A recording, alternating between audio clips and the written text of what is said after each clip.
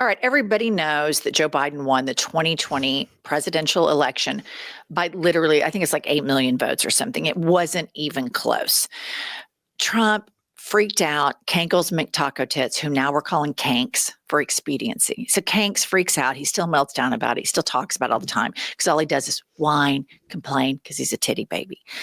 So Fox News gets sued because Fox News starts promoting Trump's conspiracy theories, and they get sued by the voting machine company, and they have to pay the voting machine company almost $1 billion. And then there's another company named Smartmatic, right, Pumps? Correct. Smartmatic also sued Fox, and all of the depositions and the court documents have become public. And buried in these documents are statements and text messages from the on-air talent at Fox News as to what they really say behind the scenes and how much they know that they are willfully stupid, willfully dishonest, willfully corrupt, and that they just suck. Okay, so here's the first one. Put up this guy's tweet. Okay, Jeanine Pirro, y'all know who this one is. She's the one that's always like drunk on wine, MAGA and Trump, and Anyway, she's the U.S. Attorney for D.C. She's unfortunately, she is the U.S. Attorney for D.C. So Jeremy Barr tweets, Pirro was extremely angry after her ex-husband, Albert Pirro, was not initially on Trump's pardon list. She talked to Eric Trump about it.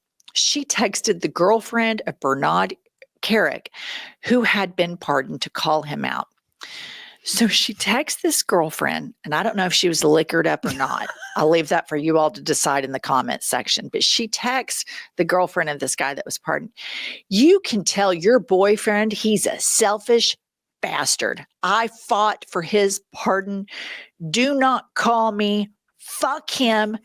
I don't care about him. That's the United States attorney for Trump fighting for her husband's pardon, which...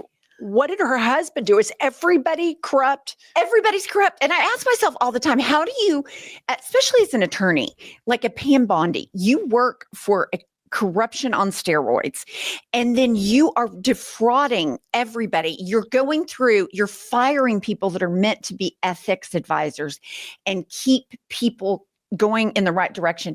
Well, now I know. They're all corrupt, and they're all fucking criminals or married to criminals. They're A-okay with criminals. They are. All right. Tell us what else you found in these juicy tidbits from the documents, Pumps. Okay. Well, here's one of my favorites, because I do not understand Sean Hannity, what the fascination is. The only thing, I look at Sean Hannity, and I can say this because I'm on GLP-1s. He needs to be on Ozempic. It's so past time. Anyway, she says, Sean Hannity is... Wait, Jeanine Pirro says this. Okay. Jeanine Pirro says, Sean Hannity is an egomaniac. I was in the Oval with Hannity talking to POTUS. He storms in like he owns the place, throws his papers on the press desk and says, you don't mind if I use your private bathroom, and walks into the bathroom within the Oval and uses it. Looks at me and says, I got to talk to him. I.e., you go. It's all about him, period. No one else matters. How much do you love that Hannity treats Trump like he's a kid? I mean, he just fucking took charge of that. In a way, Trump is this is the thing about MAGA. In a way, like, none of them are really that free. Like, Trump's beholden to Rupert Murdoch. Rupert Murdoch could turn this whole thing right now. They could start doing headlines. Trump's cankles. He's on his deathbed. He's talking about he wants to get into heaven. They could fuck him so hard if they were brave and had the balls to do it. And then I think about all these billionaires, Pumps. Yeah. Who, like, you would think, like, I'm the CEO of Apple. I've got a yacht. I have a bunch of G5s. I can do whatever the fuck I want. What is he doing? He's taking a participation trophy into the Oval Office, kissing Donald Trump's ass. And I just think this is all an advertisement. Everybody's fucking owned and beholden, but not IHIP News. No, viewer. Not the gals at IHIP News. And then we've got news anchor Brett Baer texted Wallace, who I learned is the president of Fox News. And he says Wallace was made aware on November 5th, 2020 by Brett Baier via text that Bartiromo tweeted false claims about vote dumps in favor of Biden. Baier told Wallace, none of this is true as far as we can tell. We need to fact check this crap. And guess what they didn't do, Jennifer? Fact check it. They didn't fact check it. So it cost them almost $1 billion. But they knew. Of course they knew. But here's the thing you have to remember in 2020, Rupert was done with Trump. And Fox called Arizona on election night, which Trump had no path to 270 with Arizona in it. And that sat in Trump's craw for a very long time because it was the Fox news desk that called it before NBC or any of the others. Fox called it first. And everybody knew if Arizona went to Biden, it was curtains for Trump because Rupert was done. He was done. He saw January 6th. He was ready to move on. He can still make billions of dollars by, serving up capitalism and serving up some racism. He just doesn't want it to be this trashy with Trump. Rupert was done with him. And so it's interesting that Rupert then ended up folding again. Oh, yeah. Now and they did. I mean, I remember a lot of people, like even your mother, who's a hardcore MAGA, when Trump, after January 6th, she was like, I'm done. Yep. He needs to admit that he lost. But then Fox started drumming up support for him again. And then they all went right back. She went right back home. Right back home. Yep. Yes. And she was like, and then Fox not only did that, they started calling it a death step. And then now they talk about, instead of Epstein, they're talking about Biden or transgender. It's just, they are despicable. Okay. And then here's one.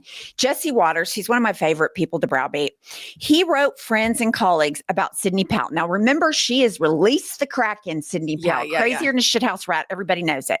Okay. Jesse Waters says what she is peddling is out there. She's lost it. Fox can't even touch that, which tells me something when he says Fox can't even touch that.